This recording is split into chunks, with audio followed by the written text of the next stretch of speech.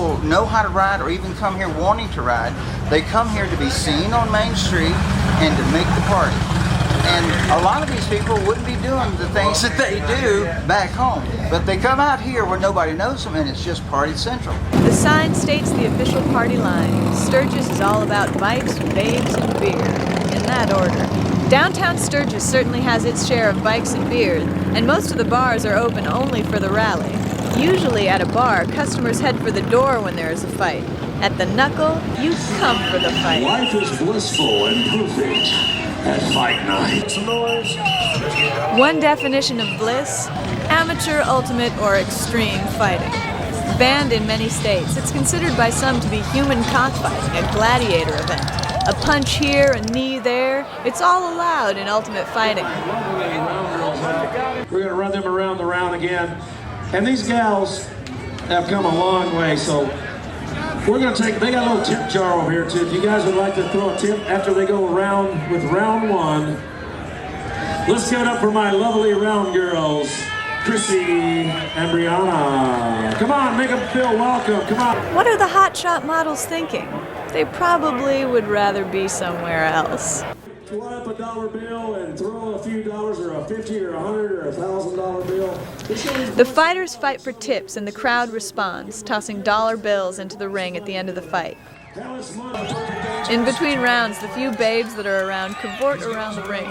It takes the edge off things and provides for some comic relief, which is what the babes are for at fight night. If you don't fight, then at least cavort, right? Let it go and cheer for his opponent. Then it's off to the fight again. They punch, they kick, they wrestle around on the ground.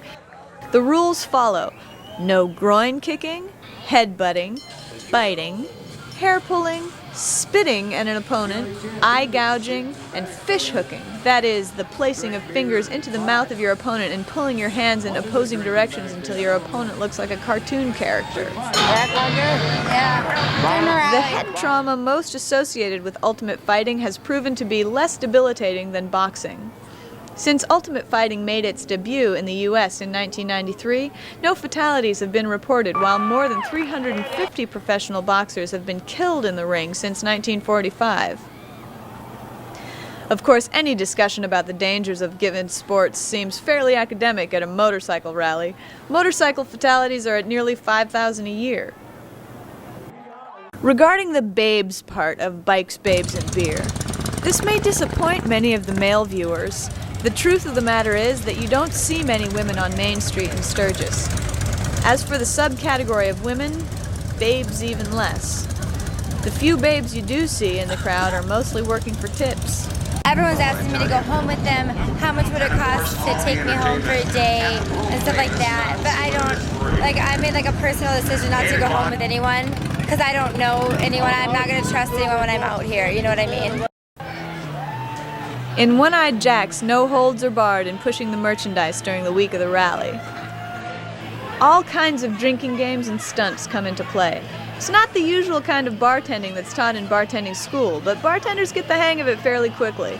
Working long hours in tough conditions, they can bring home as much as $4,000 during the rally. Not bad for a few nights of lodging shot glasses in navels, spreading on the whipped cream, and blowing whistles. If you think this is Sodom and Gomorrah, or even New Orleans Mardi Gras, or spring break in Cancun, think again.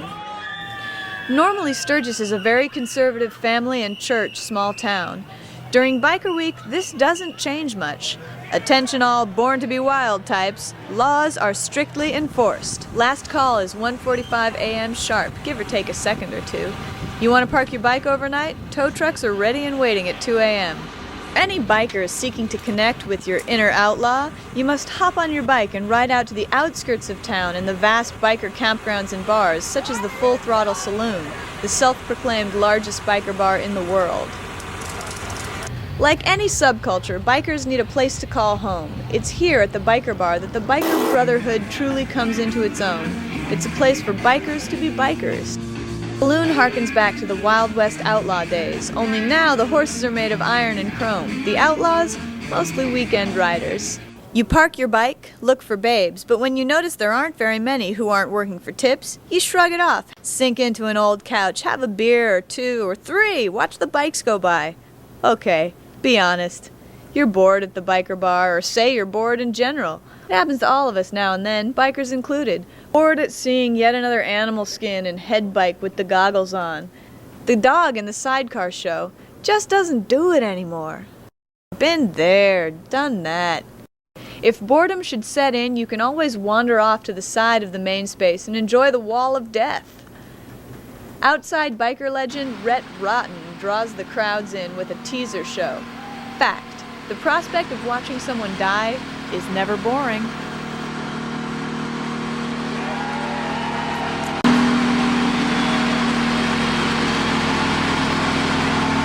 So come on inside, make yourself at home if you have your show tickets. If you need them, they are on sale right out here in front. Harry, please bring your boys up here on this side real quick.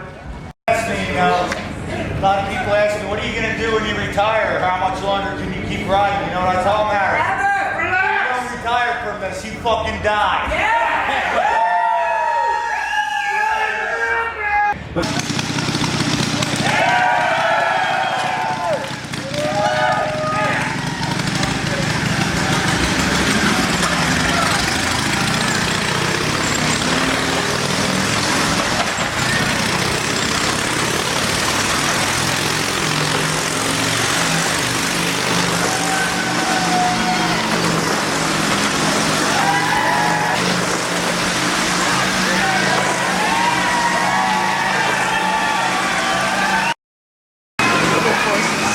The crowd rewards Mr. Rotten with dollar bills, plucked from their outstretched hands at 30 miles an hour, a small price to pay a man risking his life and limb for your amusement.